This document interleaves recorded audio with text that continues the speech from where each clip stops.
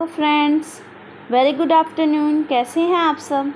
I hope आप सब अच्छे ही होंगे। आज हम लोग अपनी एनसीईआरटी की क्लास 9 की क्वेश्चन आंसर की सीरीज़ स्टार्ट करने जा रहे हैं। जैसा कि आप सभी लोगों को पता है, मैंने पूरा अच्छे से चैप्टर एक्सप्लेन कर दिया है। एक एक चैप्टर का वीडियो आप लोगों को मेरे चैनल पर मिल जाएगा। वीडियो के नीचे लिंक दिया गया है, उस लिंक पर चेक करके आप देख सकते हो। आज से हम लोग क्वेश्चन आंसर की सीरीज़ कर रहे हैं।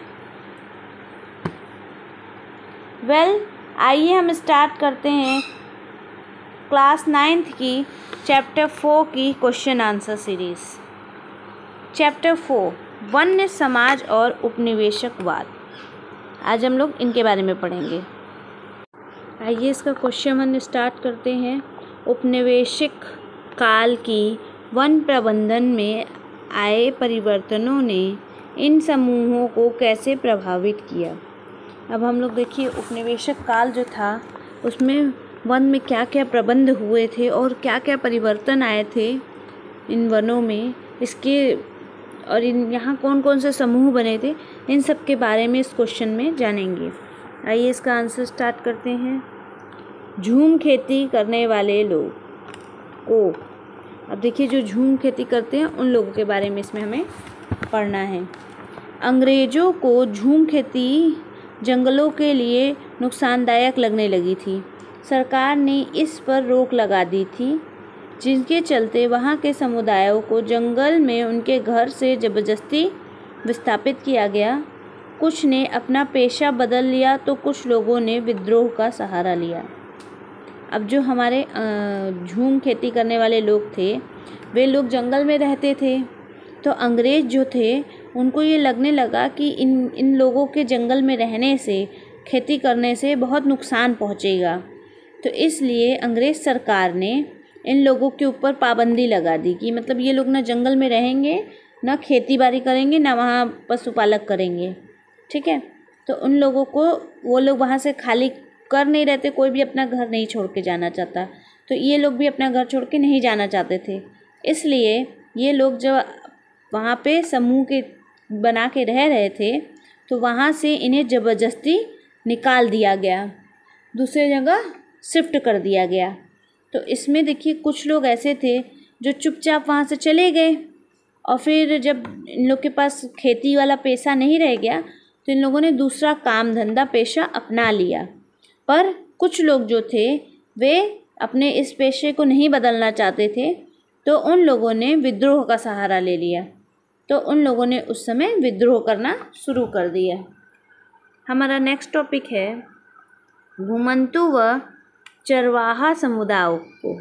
अब देखिए जो घुमंतु और चरवाहा समुदाय थे, उन लोग के साथ भी देखिए क्या परिवर्तन आया। अब जो घुमंतु लोग थे और चरवाहे लोग, ये लोग भी जंगल में रहते थे, तो इनके साथ क्या परिवर्तन किया गया, इसके बारे में इस हेडिंग में पढ़ेंगे। जब सरकार ने जंगलों में जानवरों को चराने से रोक लगा दी थी, तब लोग चोरी छिपे जानवर चलाने लगे। वे अब जंगल की पुलिस और चौकीदारों की दया पर निर्भर होते थे। अक्सर उनसे घूस लेने लगे और उन्हें परेशान करते थे। अब देखिए क्या हुआ कि आप जो सरकार थी, इन लोगों ने घुमंतु लोगों को, चरवाहा को, अपने जानवरों को चराने के लिए और जंगल में घूमने के लिए पर भी पाबंदी लगा दी थी। ठीक है, अब जंगल में ये लोग जानवरों को नहीं चरा सकते थे और कुछ भी मनमाना काम जंगल में नहीं कर सकते थे। तो अब इन लोग को कोई भी काम होता था, या तो ये चोरी छुपे जाते थे जानवर को चराने अपने, या तो फिर वहाँ के जो पुलिस चौकीदार होते थे उन लोगों की दया पे लोग निर्भर थे। मतलब उन लोग को कुछ को घूस दे के, कुछ से रिक्वेस्ट करके ये लोग चले जाते थे चोरी छुपे जंगल में अपने जानवरों को चराने।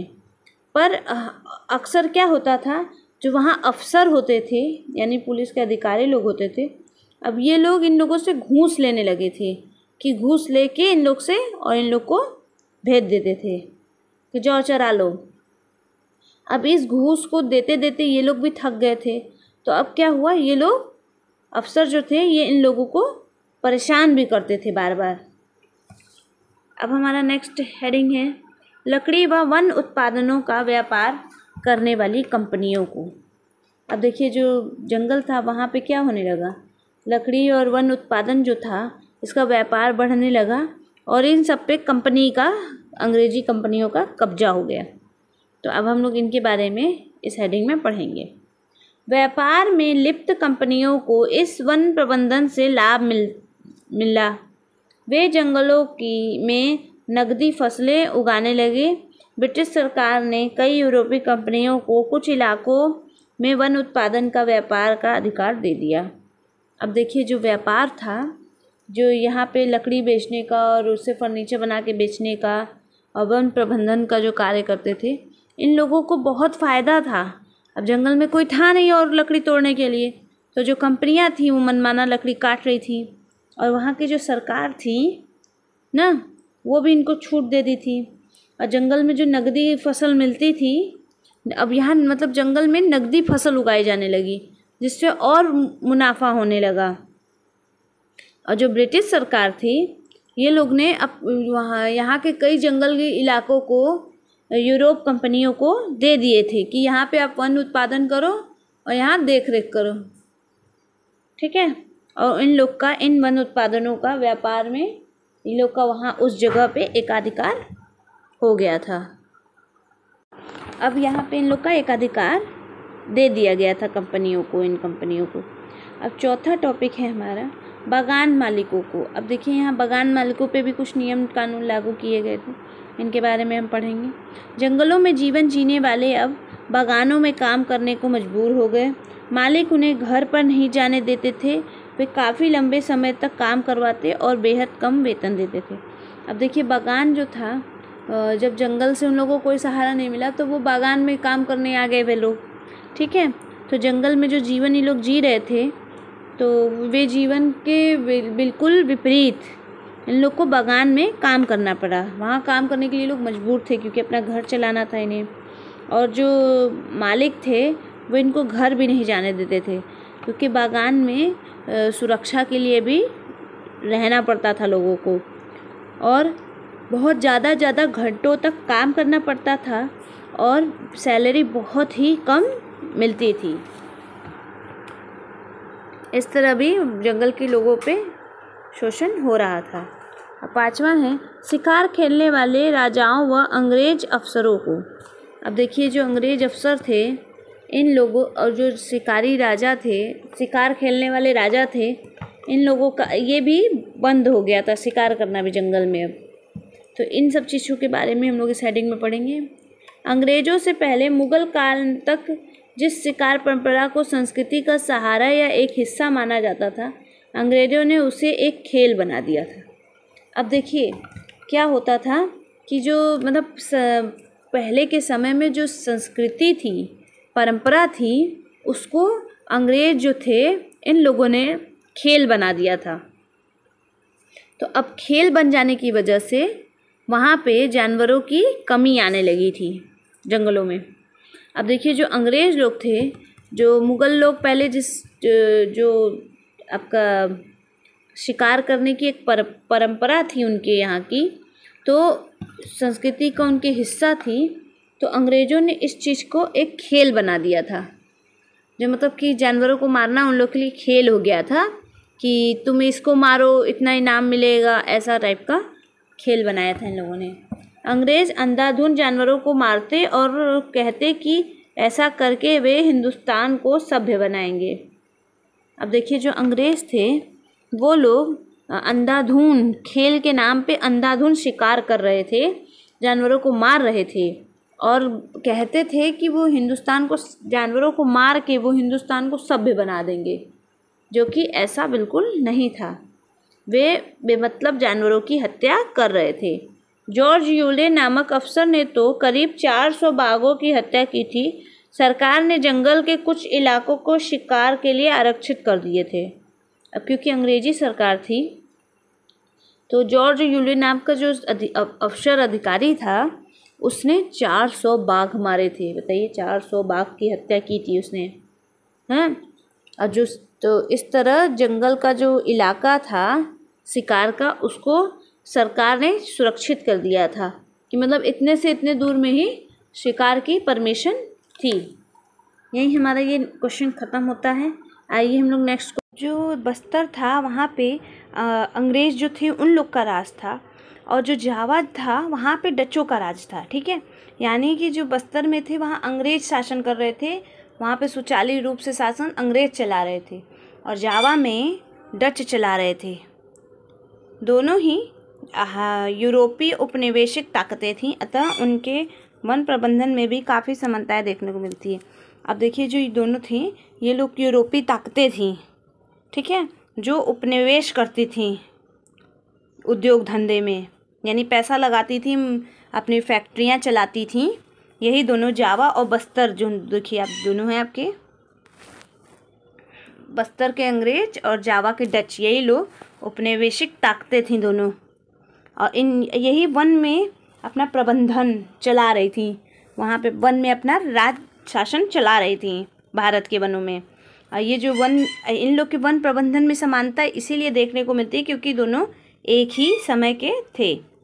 डच भी अंग्रेज़ों की तरह रेलवे लाइन बिछाने व जहाज निर्माण के लिए लकड़ियाँ हासिल करना चाहते थे। अब देखिए, जो अंग्रेज़ थे वो लोग जंगलों में की लकड़ी, पेड़ों की लकड़ियों से रेल लाइन बना रहे थे, जहाज बना रहे थे। उसी तरह ये जो डच थे ये लोग भी यात्रा व्यवस्था को सुचारू रूप से चलाने के लिए लकड़ी और की लाइन और जहाज बनाने के निर्माण के लिए वन की लकड़ी चाहते थे। जावा में भी वैसे ही वैज्ञानिक वानिकी अपनाई गई जैसे भारत में थी। देखिए, अब जो जावा भारत में जो व्यवस्था चल रही थी वैज्ञानिक वानिकी वाली, जो मतलब वनों के लिए वैज्ञानिक थे, वैसी ही जावा में भी व्यवस्था वैज्ञानिक की शुरू हुई थी। जैसे बस्तर में वन प्रबंधन के नाम पर अंग्रेजों ने आदिवासियों के आवागमन पर रोक लगाती थी, वैसे ही जावा में डचों ने वहाँ के समुदायों के साथ किया। अब देखिए, जो भारत में जो भी चीज़ अंग्रेज कर रहे थे बस्तर में, जो चीज़ वन प्रबंधन के नाम पे वहाँ के समुदायों को जंगलों से निकाल देना, पशुओं को चराने न देना, ज़बरदस्ती उन लोगों से काम करवाना मुफ्त में, वैसा ही चीज़ सेम वैसे ही प्रबंधन आदिवासियों के साथ डच जो थे वे कर रहे थे, वहाँ के समुदायों आदिवासियों के साथ जावा के। ठीक है, ऐसे ही प्रबंधन, इसीलिए इन लोग के वन प्रबंधन में समानता देखने को मिलती है क्योंकि दोनों ने ही जो वन प्रबंधन के नाम पर वहाँ के आदिवासी और जो समुदाय थे उनके साथ बहुत बुरा बर्ताव किया था। इस प्रकार हम देखते हैं कि बस्तर व जावा दोनों जगह पर अंग्रेजों ने एक समान रूप से ही वन प्रबंधन करना चाहा। अब देखिए, इस तरह हम लोग ये देखते हैं, हम लोग को तो ये देखने को मिल ही रहा है, हम लोग को ये पता चल ही रहा है कि बस्तर और जावा दोनों जगह पर अंग्रेज और डच जो थे ये एक ही तरह से वन प्रबंधन कर रहे थे, इसलिए दोनों जगहों पे एक जैसा वन प्रबंधन हम लोग को देखने को मिलता है। दोनों ही स्थानों पर विद्रोह भी हुए। अब देखिए, जब बहुत ज़्यादा वहाँ के लोगों को परेशान कर दिया गया वन प्रबंधन के नाम पर, तो वहाँ विद्रोह शुरू हो गया। वहाँ के जो आदिवासी समुदाय और जनजाति लोग थे उन लोगों ने डचों और अंग्रेज़ों के खिलाफ विद्रोह करना शुरू कर दिया था। जहाँ बस्तर में गुंडाधुर ने बागडोर संभाली, वहीं जावा में यह काम सुरोनीतिको सामिन ने किया। अब देखिए, जो बस्तर था वहाँ पे देखिए किसने ये कमान संभाली थी? गुंडाधर ने, ठीक है, विद्रोह का। और यहाँ पे सारा टुको जो थे इन्होंने कमान संभाली थी। ठीक है, ये दोनों लोगों ने इन विद्रोह की कमान संभाली थी। बस्तर में गुंडाधुर और जावा में सुरोनितिको सामिन ने। इस तरह हमें वन प्रबंधन में जावा और बस्तर के दोनों वन प्रबंधन में एक समानता देखने को मिलती है। यही हमारा सेकंड क्वेश्चन ख़त्म होता है। आइए हम लोग थर्ड क्वेश्चन पे आते हैं, स्टार्ट करते हैं इसे। सन 1880 में से 1920 के बीच भारतीय उपमहाद्वीप के वनाच्छादित क्षेत्र में 97 लाख हेक्टेयर की गिरावट आई। पहले की 10.86 करोड़ हेक्टेयर से घटाकर यह 9.89 करोड़ हेक्टेयर रह गया था। इस गिरावट में निम्नलिखित कारकों की भूमिका बताइए। अब देखिए, जो ये 1880 से 1920 के बीच में जो वन का क्षेत्र था, ठीक है, 97 लाख हेक्टेयर जो था वन का क्षेत्र, ये कम हो गया था। ये दर क्यों घटी, ठीक है, इसके बारे में हम लोग जानेंगे। जो 10.86 करोड़ हेक्टेयर से घटकर 9.89 करोड़ हेक्टेयर रह गई थी। तो इसके विभिन्न कारण को हम लोग बताएंगे। आइए हम लोग को इसका आंसर स्टार्ट करते हैं।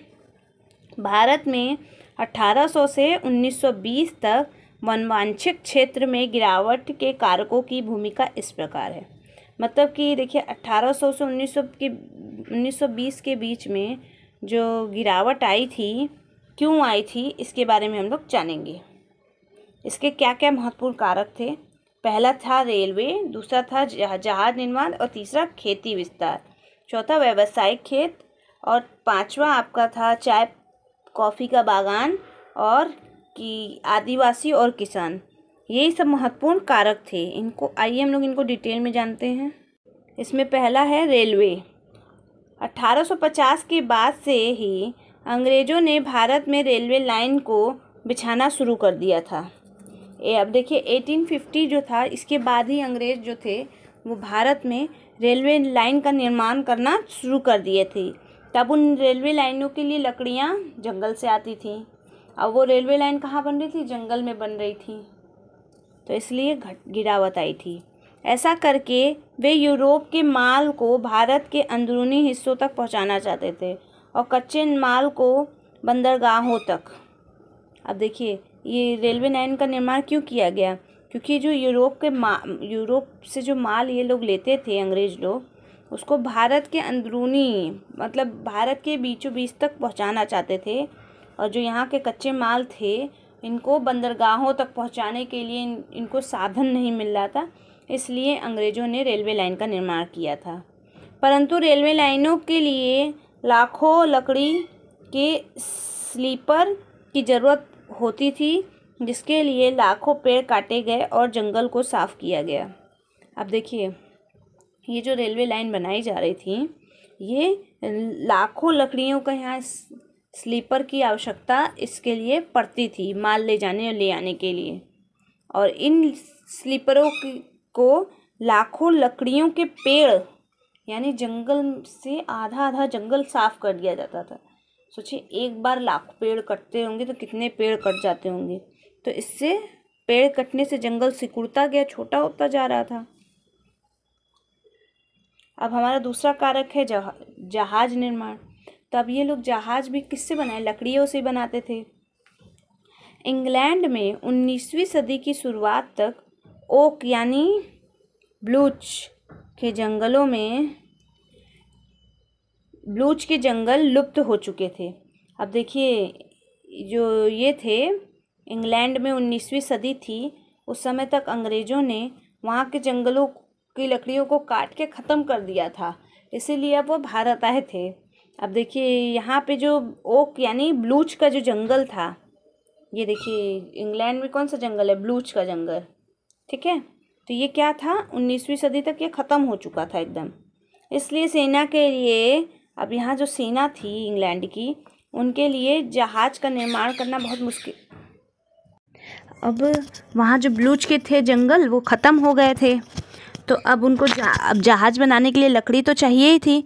तो भारत और अन्य देश जो थे, वहाँ से इन्होंने लकड़ी का दोहन जो है, अंधाधुंध दोहन शुरू कर दिया।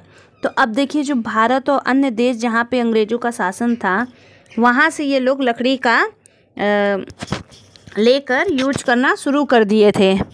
अब यहाँ से भारत और अन्य देशों से लकड़ी की अंधाधुंध कटाई दोहन शुरू हो गया था, जो यहाँ से कट के जाता था इंग्लैंड, ठीक है। जहाज निर्माण व्यापार के साथ साथ साम्राज्यवादी प्रसार के लिए भी ज़रूरी था। अब देखिए जो आपका ये लकड़ियाँ थीं, ये लकड़ियों की वजह से भारत और अन्य देशों पर इनका व्यापार बना हुआ था, साम्राज्य बना हुआ था, और साथ ही साथ जहाज़ निर्माण भी हो गया और इनके साम्राज्य का प्रचार और प्रसार भी शुरू हो गया था इन लकड़ियों के कारण, जहाज़ निर्माण के कारण। तीसरा हमारा है कृषि विस्तार।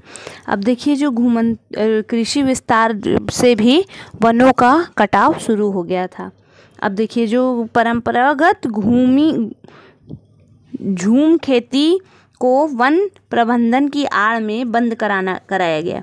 अब देखिए इससे जंगलों की कटाई से इन लोग को भी नुकसान हुआ, क्योंकि जो घुमंतू लोग होते थे ये लोग घूम घूम के खेती रहते थे। एक जगह खेती किए, अब वहाँ थोड़े दिन रहे, खेती कट गई, फसल काट ली और चले गए दूसरे जगह रहने लगे, वहाँ खेती करने लगे जंगल में। तो वन प्रबंधन जो लोग कर रहे थे ये लोग इसकी आड़ में जो आपके खेती वाले थे, घुमंतू लोग थे, इनको बंद कर दिया गया, मतलब इनका खेत में आना बंद करा दिया गया, जो घूम घूम के रहते थे वहाँ। ठीक है, इस तरह ये लोग जंगल की भी देख रेख करते थे और थोड़ा सा ज़मीन लेके खेती भी करते थे, घुमंतू लोग जो थे। अब ये सब बंद करा दिया गया, अब इन लोग जंगल में घूम घूम के खेती नहीं कर सकते थे। खाद्य फसलों की जगह विदेशी नगदी फसलों को उगाने पर जोर दिया गया। अब देखिए जो खाद्य फसल थे इन लोग नहीं उगा सकते थे। जो भारत में परमानेंट खेती की जाती थी वो सब फसल ये लोग को नहीं उगाना था, इन लोग को उगाना था विदेशी फसल, विदेशी नगदी फसल जो थी इसको उगाने के लिए इनको प्रोत्साहन किया जा रहा था, जोर ज़बरदस्ती से कि तुम्हें यही फसल उगानी है। ऐसी खेती को बढ़ावा देने के लिए प्राकृतिक जंगलों को साफ किया जाने लगा।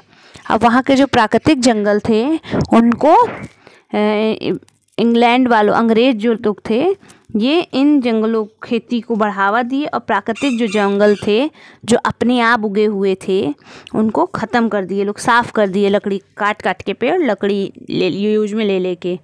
और हमारा नेक्स्ट टॉपिक है व्यावसायिक खेती। अब देखिए ये भी एक कारण है, अब जो व्यापार के लिए खेती की जा रही है, ठीक है, वो भी तो जंगल को ख़त्म की। ऐसे घुमंतू जो लोग थे वो लोग खेती जब करते थे तो जो खेती की जगह वो लोग छोड़ते थे वहाँ पे अपने आप पेड़ उग जाते थे, वे फिर जंगल बन जाता था। ठीक है, इस तरह जंगल भी नष्ट नहीं होता था और खेती भी होती थी। अब जो व्यावसायिक खेती थी इससे परमानेंट जंगल ख़त्म कर दिया गया। अब जो अंग्रेज़ थे, अंग्रेज़ जंगलों को संरक्षित करना चाहते थे। वे जंगल से उन्हीं पदार्थों की आपूर्ति चाहते थे जो व्यापार में योगदान दे सके, यथाशक्ति, यथा लकड़ी, रबड़ इत्यादि। अब देखिए जो व्यावसायिक खेती थी तो वो व्यापार से ही संबंधित थी। तो अंग्रेज जो थे जंगलों को इसलिए सुरक्षित रखना चाहते थे, ठीक है, और अपने अंडर में रखना चाहते थे कि वहाँ से वे उन्हीं चीज़ों की पूर्ति करते थे, यानी जो चीज़ उनको ज़रूरत हो वही चीज़ वहाँ से उगाएं और वही चीज़ का उपयोग वो लोग करें। ठीक है, वही पदार्थ उनको वहाँ से मिले जो व्यापार में उनको अच्छा मुनाफा दे सके, जैसे कि लकड़ी, रबड़ आदि। वैज्ञानिक वानिकी के नाम पर प्राकृतिक वन काटकर एक ही किस्म के पेड़ों को एक ही पंक्ति में उगाया गया। अब देखिए वैज्ञानिक वानिकी बनाकर, ठीक है, ये क्या किया कि वहाँ के जो प्राकृतिक वन थे, ठीक है, उसमें कुछ छोटे पौधे, कुछ बड़े पौधे अपने आप से उगे हुए थे, उनको हटाकर, काट कर, उनको साफ करके एक ही किस्म के पौधे जो व्यापार के लिए अच्छे होते हैं उनको उगाया गया एक सीधी लाइन में। ठीक है, तो ये थी व्यावसायिक खेती। आइए हमारा नेक्स्ट टॉपिक है चाय कॉफ़ी के बागान। अब ये इन लोगों ने खेत काट के चाय कॉफ़ी का बागान बनाया। अब यहाँ पे देखिए यूरोप में चाय कॉफ़ी की बढ़ती हुई मांग को पूरा करने के लिए जंगलों को कब्जे में लेकर उन पर बागान लगाए गए। अब देखिए जो यूरोप में चाय कॉफ़ी थे, इसकी बहुत ज़्यादा मांग थी। मतलब यूरोप में लोग चाय कॉफ़ी बहुत पीते थे, इसलिए तो जो वहाँ के बागान थे, ठीक है, उनको कब्जे में ले लिया गया है। ये जंगलों में जो जंगल थे उनको कब्जे में ले लिया गया और वहाँ पे बागान बनाया गया, बगीचा। किस चीज़ का? चाय कॉफ़ी की खेती का बगीचा। वहाँ के जो मालिक थे उनको सस्ते दाम पे ज़मीन दे दी गई। उसके चलते जंगल और तेज़ी से साफ़ होने लगे। जंगल क्यों साफ़ होने लगे? जो चाय कॉफ़ी की मांग बढ़ गई, तब उसको बेचने में ज़्यादा प्रॉफिट मिलने लगा इन लोग को। तो इन लोगों ने क्या किया, यूरोप वालों ने, कि जो जंगल थे वहाँ के उनको सस्ते दामों में मालिकों को बेच दिया गया, मालिकों को, ठीक है। तो वो वहाँ पे बागान बना लिए और फिर वहाँ से खेती करने लगे। इस तरह भी जंगल और ख़त्म होने लगा। हमारा छठवां कारण है आदिवासी और किसान। अब जो आदिवासी और किसान थे ये भी एक कारक हो गए जंगलों के ख़त्म होने के। इन लोगों पर सरकार ने अनेक कानून बनाकर पाबंदी लगा दी थी ना। अब ये लोग जो थे, इन लोग पे सरकार जो थी कानून अलग अलग बना दी थी और बहुत सारी पाबंदियाँ लगा दी थी। यानी ये जंगल में नहीं जा सकते थे, अपने जानवर नहीं टहला सकते थे, कुछ वहाँ से तोड़ के यूज नहीं कर सकते थे, वहाँ की लकड़ी नहीं काट सकते थे। तो अब जंगलों में लकड़ी चुराने लगे थे, फल सब्जियाँ था उन्हें आसानी से नहीं मिल पाती थी। अब देखिए इसने पाबंदी लग गई थी, इसी कारण जो ये आदिवासी लोग थे वहाँ के ना और किसान थे, ये लोग क्या करते थे, जंगल से लकड़ी चुराने लगे, फल सब्जियाँ चुराने लगे, क्योंकि ये सब चीज़ें इन लोग को नहीं मिल रही थी, ठीक है। तो इससे भी जंगल का ख़त्म होना शुरू हो गया। अतः उपरोक्त कारणों से चलते वनवांछित क्षेत्र में भारी गिरावट देखने को मिली। अब देखिए उपरोक्त कारण है, इसके चलते ही जो वहाँ के वन के क्षेत्र थे वो उसमें गिरावट आपको देखने को मिलती। हमारा फोर्थ क्वेश्चन है युद्ध से जंगल क्यों प्रभावित होते हैं। अब देखिए ये जो युद्ध होता है उससे जंगल क्यों प्रभावित होते हैं, इस क्वेश्चन में हम लोग इसका आंसर जानेंगे। आइए हम लोग इसका आंसर स्टार्ट करते हैं। अब कोई भी युद्ध पर्यावरण के लिए उतना ही हानिकारक होता है जितना समाज व अर्थव्यवस्था के लिए। युद्ध न केवल प्रत्यक्ष अपितु अप्रत्यक्ष रूप से भी जंगलों को प्रभावित करते हैं। अब देखिए जो हमारा युद्ध होता है, कोई भी युद्ध हो रहा है आपका, ठीक है, उससे आपके पर्यावरण को नुकसान ज़रूर पहुंचता है, ठीक है। आपका पर्यावरण उससे नुकसान इसलिए होता है क्योंकि अब युद्ध हो रहा है किसी दो राज्य में, किसी दो देशों में, ठीक है। तो एक दूसरे को हराने के लिए जब सेना प्रवेश करती है तो नगर के पहले क्या आता है, वन आपका आता है, जंगल आता है। तो उस जंगल का सफाया करके और सैनिक जो हैं उसमें चले जाते हैं जंगलों को काटते हुए, क्योंकि उसी जंगल में उस देश की सेना छुपी होती है, तो उस जंगल को काटते हुए वे आगे बढ़ जाती है। ये जो युद्ध होता है ये पर्यावरण के लिए भी उतना ही नुकसानदायक होता है जितना हमारे समाज और अर्थव्यवस्था के लिए भी होता है, और इसी वजह से वन भी प्रभावित होते हैं। युद्ध से हर चीज़ की हानि होती है, जन धन, समाज, पर्यावरण, जंगल सब प्रभावित होते हैं इससे। अब युद्ध में देखिए प्रत्यक्ष हो या अप्रत्यक्ष हो, दोनों तरह से, ठीक है, आपके जंगल जो हैं वो प्रभावित होते ही हैं। मैंने बताया ना, जैसे कि जंगल में घुस के जंगलों को काट देते हैं, मकान तोड़ फोड़ करते हैं, उससे सब तरह से ये प्रभावित हो जाता है। तो जंगल काटते हैं इसीलिए जंगल प्रभावित होता है। जंगल प्राकृतिक संसाधनों से पूर्ण होते हैं, वे रोटी, कपड़ा, मकान तीनों की आवश्यकताओं को पूर्ण करते हैं। युद्ध इसी प्राकृतिक सौंदर्य को बर्बर ज़मीन में तब्दील कर देते हैं। देखिए मैंने जैसे बताया ना आपका, देखिए ये जंगल जो होता है वो प्राकृतिक संसाधन है, यहाँ से आपको प्राकृतिक रूप में बहुत कुछ मिलता है, पेड़ों से फल और आप सब्जियों के भी पेड़ होते हैं, ठीक है। खाने के लिए लकड़ी मिलता है, लकड़ी से आप अपना घर बना सकते हैं, मकान, ठीक है। और पेड़ों के रेशे से कपड़ा बनाया जाता है। तो सब कुछ, यानी आपकी जो मूल मनुष्य की मूल आवश्यकता होती है 3, रोटी, कपड़ा और मकान, ये तीनों आपको कहाँ से मिलती है? वनों से, जंगलों से मिलती है, ठीक है। क्यों ये? क्योंकि प्राकृतिक संसाधन होते हैं से ही हमें प्राप्त होता है। जो प्राकृतिक संसाधन हमारे कहाँ होते हैं? जंगल में होते हैं। अब युद्ध जो है, ये प्राकृतिक संसाधन, प्राकृतिक रूप से सुंदर जंगल होता है, इसको बर्बाद बना देता है। बर्बाद मतलब बर्बाद कर देता है, एकदम बंजर ज़मीन हो जाती है। पूरा कटवट के पेड़ एकदम बंजर ज़मीन हो जाती है।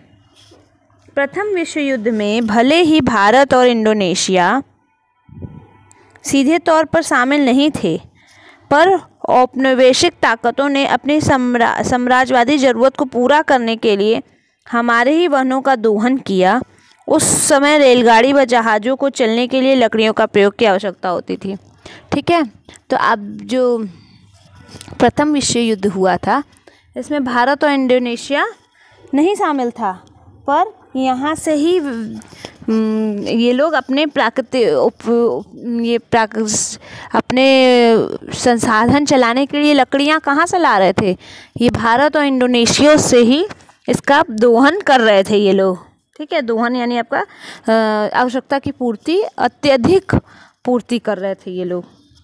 और ये लोग सीधे तौर पे, भारत और इंडोनेशिया जो था वो सीधे तौर पे नहीं जुड़ा था, वो युद्ध नहीं लड़ रहा था, बट वो लोग आपकी लकड़ी यहीं से ले जा रहे थे ना, इंग्लैंड वाले और वो इंडोनेशिया वाले। पर जितनी उनकी औपचारिक ज़रूरत थी, ये कहाँ से पूरी हो रही थी फर्स्ट युद्ध में? वो ये यहीं से यूज कर रहे थे, ठीक है। और ये जो इस समय जो रेलगाड़ी बन रही थी, जहाज़ बन रहे थे, और इनको चलाने के लिए भी जो लकड़ियाँ चाह रही थी, की ज़रूरत थी, इन लोग को चाहत थी जिस लकड़ी की, वो लकड़ी कहाँ से आ रही थी? वो लकड़ी आ रही थी आपकी भारत और इंडोनेशिया के जंगलों से। इसी आपूर्ति भारत व अन्य उपनिवेशी में लाखों वृक्ष काटकर पूरी की। अब देखिए, जो ये ज़रूरत थी, ये कहाँ भारत में इससे कैसे लिया गया? उस समय लाखों पेड़ काटे गए, और जो उपनिवेश आए उन लोगों ने भी मिलकर लाखों पेड़ काट दिए, बहुत सारे जंगल नष्ट कर दिए भारत के एकदम। जब जापानी सेना जावा पर कब्जा करने वाली थी, तब डचों ने भस्म करो और भागो की नीति अपनाई, जिसके चलते विशाल लट्टों के ढेर में आग लगा दी गई ताकि वे जापानी के हाथ न लगें। अब देखिए इसमें क्या हुआ, जब जापानी सेना जो थी वो जावा पे कब्जा करने आ रही थी, युद्ध में जीत गई थी और जावा पे कब्जा करने आ रही थी, तो वहाँ के जो डच थे जो जावा पे नियंत्रण किए हुए थे, वे क्या किए कि वो एक नीति बनाए, भस्म करो और भागो। मतलब सब कुछ जला के ख़त्म कर दो और उसके बाद भाग जाओ, क्योंकि वो चाहते थे कि जो लकड़ियाँ हैं, जो लट्ठे हैं, तो वो सब जापान की सेना यूज़ ना कर सके, जापानी लोग यूज ना कर लें, इसलिए उन लोगों ने भस्म करो और भागो की नीति अपनाई। इसके तहत इन लोगों ने क्या किया, वहाँ जो विशाल लट्ठे पड़े थे जितने, सबको जला के राख कर दिया। और इसलिए ऐसा किया क्योंकि ये सब जापानियों के हाथ में ना लग सके। आधुनिक युग में पर्यावरण आतंकवाद की संज्ञा आम हो चली है। देखिए अब ये जो आधुनिक युद्ध चल रहा है, इस समय पर्यावरण आतंकवाद जो चल रहा है ये आम बात है, यानी कि जो लकड़ियों को काटना, दोहन, वृक्ष काटना, जंगल तबाह करना, ये सब आम बात हो गई है अब, ठीक है। अतः युद्ध से दूर और वृक्ष के पास रहना आज के समय की ज़रूरत है। अब देखिए अब इस समय क्या ज़रूरत है कि हम लोग युद्ध में से दूर रहें, हाँ, शांतिपूर्ण जीवन बिताएं और वृक्ष के पास रहें, क्योंकि ऑक्सीजन की भी अब कमी हो रही है। जंगलों के नष्ट होने से पृथ्वी पे आपका बहुत नुकसान हुआ, क्योंकि ऑक्सीजन की कमी हो गई लोगों में। इंसान बढ़ते गए जंगल कम होता गया, तो इसी से ऑक्सीजन की कमी भी आती गई। इसीलिए लोग अब युद्ध से दूर रहना चाहते हैं और वृक्ष के पास आज के लोगों की ज़रूरत है। यही हमारा चैप्टर ख़त्म होता है। Thank you so much friends. अगर आपको कोई भी प्रॉब्लम हो तो आप मुझे कमेंट बॉक्स में कमेंट करके ज़रूर बताइएगा, और अगर आपको कोई और क्वेश्चन आंसर की ज़रूरत हो तो कमेंट सेक्शन में कमेंट करके आप मुझे बता सकते हैं। डिस्क्रिप्शन बॉक्स में पूरा फुल वीडियो का लेक्चर दिया हुआ है। अगर आपको एक्सप्लेनेशन देखना हो तो डिस्क्रिप्शन बॉक्स में जाकर चेक कर सकते हैं। Thank you.